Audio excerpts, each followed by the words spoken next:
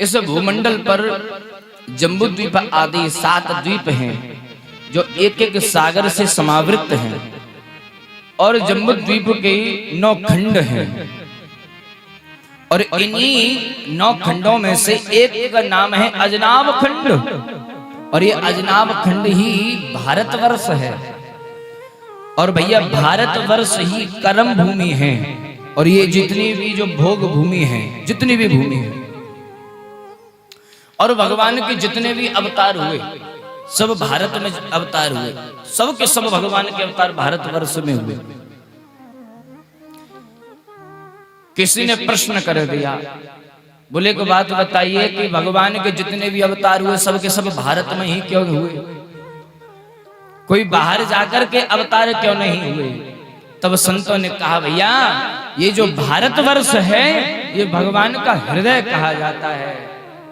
ये समस्त ब्रह्मांड समस्त संसार भगवान का विराट स्वरूप है और ये भारतवर्ष की पावन भूमि ये भगवान का हृदय है। और भैया शरीर में किसी के अंग में कोई रोग हो जाए तो अंग को तुम शरीर से रहित कर सकते हो, लेकिन अगर हृदय को हटा दिया जाए तो कोई जीवित नहीं रह सकता है। और इसलिए भगवान के जितने भी अवतार हुए सब के सब भारतवर्ष में ही।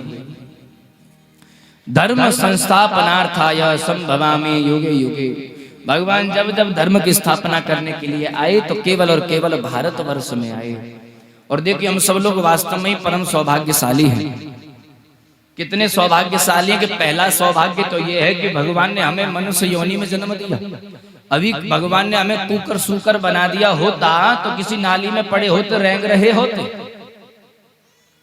कहीं झूठी पत्तल चाट रहे होते, लेकिन भगवान ने मनुष्य बना दिया। क्यों? क्योंकि हमारे सत्कर्म अच्छे थे, कर्म ही तो हैं। कोई ये सब जीव हैं जो अपने कर्म की अनुरूप अन्य योनियों को प्राप्त कर रहे हैं। दूसरा सौभाग्य ये कि भगवान ने हमको भारतवर्ष में जन्म दे दिया, क्योंकि अगर किसी और देश में भगवान ने हमें जन्म दे दिया होता तो न जाने कैसी कैसी भाषाएं बोल रहे होते, न जाने कैसे कैसे कर्म कर रहे होते।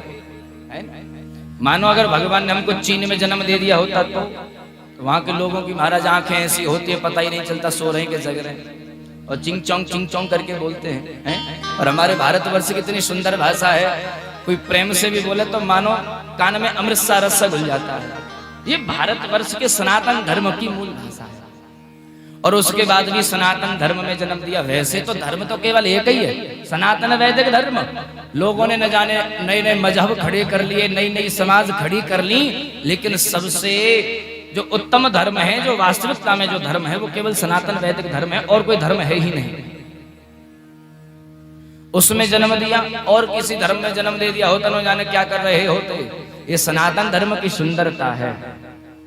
और देखिए सनातन धर्म की सुंदरता कैसी है कि महाराज यहाँ के संत मुनि तो हमारा कल्याण करते ही करते हैं, लेकिन सनातन वैदिक धर्म में वृक्षों की पूजा भी की जाती है। वृक्षों को भी भगवान माना जाता है, पीपल की पूजा की जाती है, केले के वृक्ष की पूजा की जाती है और महाराज बरगद की पूजा की जाती है, पशु पक्षियों की पूजा की जाती है। और हमारे सनातन वैदिक धर्म में तो ऐसा भी है कि संत महात्मा तो कथा सुनाते ही सुनाते हैं। कहीं सुखदेव जी तोते के रूप में परीक्षित को कथा सुना रहे और परीक्षित का कल्याण कर रहे, एक तोता, ये सनातन धर्म है। और कहीं महाराज काक भुसुंडी जी का कौए का रूप लेकर के गरुड़ को कथा सुना रहे हैं। ये है कि ये सनातन धर्म में ही तो है। और किसी सनातन धर्म से अन्यथा किसी और धर्म में ऐसा होता हो तो बताइए। और ये भारतवर्ष है और भारतवर्ष की इतनी बड़ी सुंदरता है कि महाराज यहाँ की इस धरती को हम सब लोग प्रणाम करते हैं और भारतवर्ष को, इस देश को माता के नाम से पुकारा जाता है, भारत माता कहा जाता है। और किसी देश को माता या पिताजी नहीं कहा जाता है। क्यों माता ही क्यों कहा जाता है?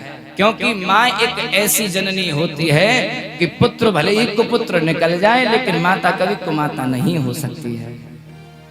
माँ का जो वात्सल्य है, माँ की जो ममता है वो कभी भी अपने बच्चों के प्रति कम नहीं होती है। ये हमारे भारतवर्ष की सुंदरता है।